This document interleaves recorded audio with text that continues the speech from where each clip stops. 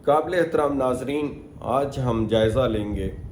जो supreme court ने recent फैसला दिया है 63A के ऊपर। आपको याद होगा कि अर्लियर हमने फैसले से चंद दिन पहले जो 63A पे वीडियो जारी की थी, उसके अंदर हमने बता दिया था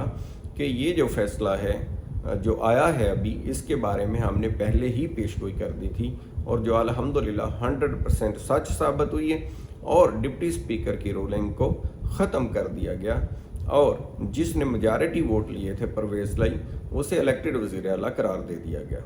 अब हम देखते हैं कि वो जो पेशगोई हमारी सच हो गई और अब जो फैसला हो गया है तो इसके जो नई इंटरप्रिटेशन आ गई है 63A की, इसके पाकिस्तानी सियासत पे क्या असरात होंगे, तो इसका हम जायज़ा ले रहे हैं। सबसे पहला तो ये है कि जो हमारे सियासतदान हैं, कानून बनाना इनकी रिस्पॉन्सिबिलिटी है। यानी कोर्ट ने जो कानून नहीं बनाना होता बल्कि कवानीन पार्लियामेंट बनाती है और पार्लियामेंट का ही ये मुकम्मल अख्तियार है। अब जो लैंग्वेज वहाँ इस्तेमाल की गई है 63(1)(b) के अंदर, जिसका पिछली वीडियो में मैंने तस्करा किया था, वहाँ पार्लिमानी पार्टी का तस्करा है, पार्टी हेड का तस्करा नहीं है। पार्टी हेड का मैंने आपको बताया था कि रोल ये है कि वो रेफरेंस भेजेगा, भेजने या ना भेजने का अख्तियार उसका है। पार्लिमानी पार्टी की रिकमेंडेशन के ऊपर या उसके फैसले को अगर कोई वायलेट करता है तो पार्टी हेड जो होगा उसका अख्तियार है कि वो रेफरेंस भेजे और नाअहली के लिए वो इलेक्शन कमीशन को रजू करे या ना करे। लेकिन यहाँ जो लफ्ज़ पार्लिमानी पार्टी है, ये 18वीं तरमीम में खुद पार्लियामेंटेरियंस ने ऐड किया, ये खुद से अदालत उज़्मा ने इसको ऐड नहीं किया। ये बात जहन नशीं करना बहुत ज़रूरी है कि क्योंकि कवानीन बनाना पार्लियामेंट का काम है और इंटरप्रिटेशन जो है वो अदालत करती है। तो यहाँ जो लोग मुर्द इल्ज़ाम ठहरा रहे हैं अदालत को कि शायद ऐसा तासर देने की कोशिश की जा रही है जैसे कोई नया कानून बना दिया गया हो, हालांकि ऐसा कतन नहीं है। कानून पहले से मौजूद है और ख़ुद पार्लियामेंट ने ही बनाया है और पार्लिमानी पार्टी को अख्तियार भी पार्लियामेंट ने दिया है, अदालत ने नहीं दिया है। अब हम डिस्कस करते हैं कि ये जो माहौल पैदा हुआ जिसके अंदर हुकूमत खुद जो है, मरकज़ी हुकूमत, उसके तमाम इत्तेहादियों ने बैठ कर के प्रेस कॉन्फ्रेंस की और प्रेस कॉन्फ्रेंस के अंदर पूरी तरह से अदालत को प्रेशराइज करने की कोशिश की गई। हर तरफ से हर बंदे ने 1 बाय 1 जो जितनी भी पार्टीज़ हैं उन्होंने इस बात को एंडोर्स किया और मर्ज़ी से बेंच लेने की कोशिश की और कहा कि अगर उनको मर्ज़ी का बेंच नहीं मिलेगा तो फिर वो अदालत का कार्रवाई का बाइकाट करेंगे। अब मैं बताता चलूं कि अदालत जो है उसका काम है पार्टीज़ को नोटिस करना, पार्टीज़ को बुलाना। अदालत आगे जब नोटिस हो जाए, तमील हो जाए, अतला पहुंच जाए, तो ये अगली पार्टी की मर्ज़ी है कि वो कार्रवाई में हिस्सा ले या ना ले। या अदालत पाबंद नहीं है कि तमील होने के बाद भी वो इंतज़ार करती रहे कि पार्टी आएगी तो ही हम प्रोसीडिंग आगे चलाएंगे। ऐसा इस नेचर के केसेस के अंदर जिसका सुप्रीम कोर्ट में था,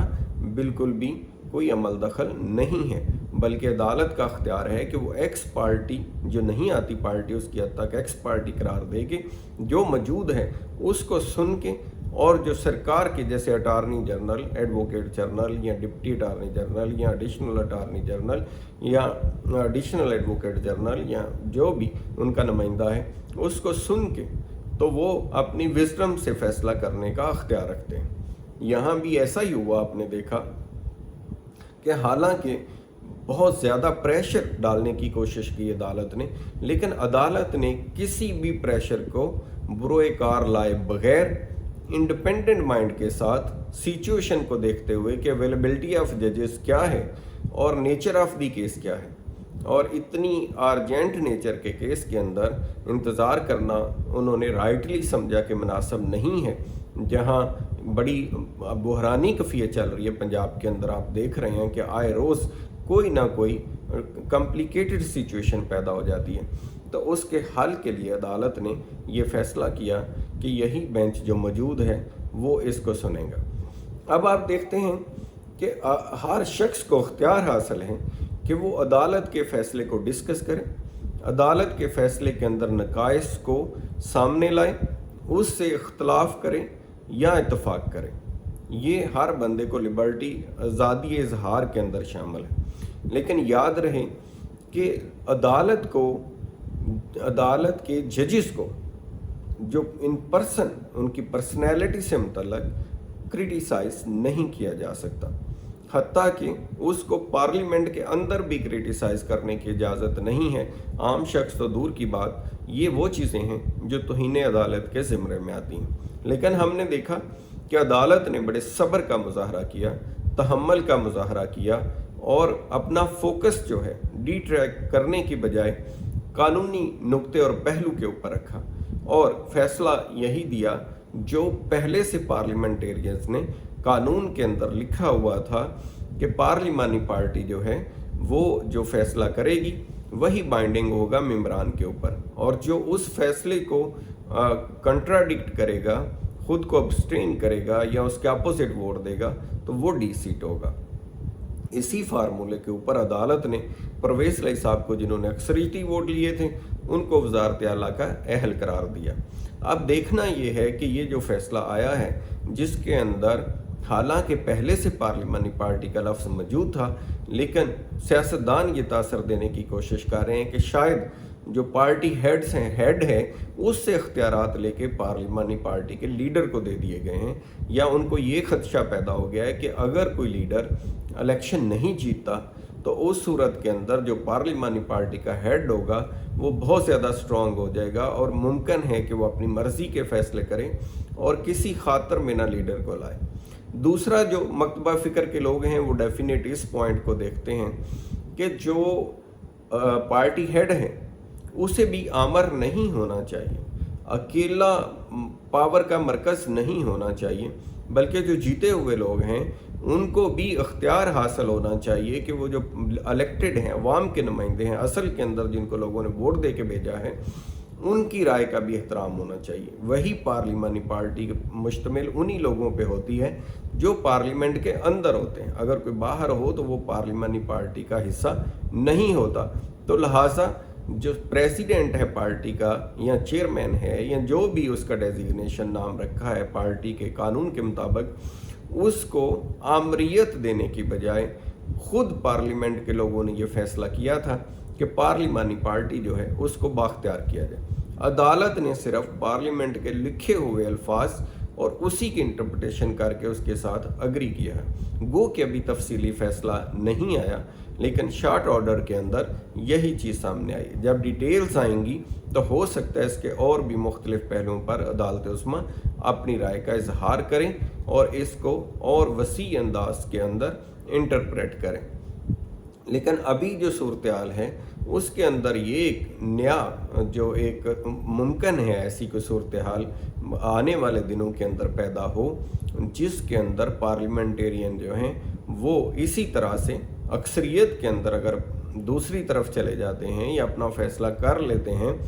तो पार्टी हेड जो है वो तकरीबन बेबस हो जाएगा। जैसे आपने देखा कि चौधरी शहजाद साहब जो हैं वो पार्टी हेड तो हैं, लेकिन उनके पास पार्टी अभी कोई नहीं है, उनके नुमाइंदे उनके पास नहीं हैं। तमाम के तमाम जो 10 मेंबरान थे उन्होंने उनके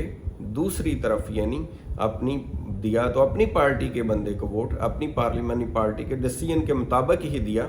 लेकिन चौधरी शहजाद साहब के उसमें कंसेंट शामिल नहीं थी। तो लिहाजा ये पाकिस्तानी सियासत के अंदर ये चीज़ ज़रा अब नुमायाँ हो गई है, जो पहले लिखी हुई थी कानून में लेकिन इतनी नुमायाँ नहीं थी और ये प्रपोजिशन सामने नहीं आई थी। अब देखना है कि आने वाले दिनों के अंदर जो पार्लिमानी पार्टी का हेड होगा वो ज़्यादा पावरफुल होगा या पार्टी का जो सदर है वो ज़्यादा पावरफुल होगा। लेकिन मैं आपको बताता चलूँ कि जो हमेशा वो लीडर ही पावरफुल होता है जिसके पास अवाम की स्ट्रेंथ होती है, जिसके पीछे लोग होते हैं। अगर पावर लीडर के पास अवाम की स्ट्रेंथ होगी तो कोई पार्लिमानी पार्टी का मेंबर जो है वो कतन ये जुर्रत नहीं करेगा कि वो अपने पार्टी हेड के अगेंस्ट जा कर के कोई फैसला ले। लेकिन अगर वो कमज़ोर होगा पार्टी हेड तो डेफिनेट चांसेस मौजूद रहेंगे कि पार्लिमानी पार्टी के जो लोग हैं वो डेविएट करें। तो आने वाला वक्त बताएगा कि पाकिस्तान की ये जो सियासत है ये क्या करवट लेती है। बज़ाहिर जो सूरत हाल है वो हमने आपके सामने रख दी और फैसला के भी जो तमाम मुहरकात थे वो आपके सामने रखे कि अदालत ने कोई नया कानून नहीं बनाया बल्कि जो पहले से कानून मौजूद था उसी को ही इंटरप्रेट किया है।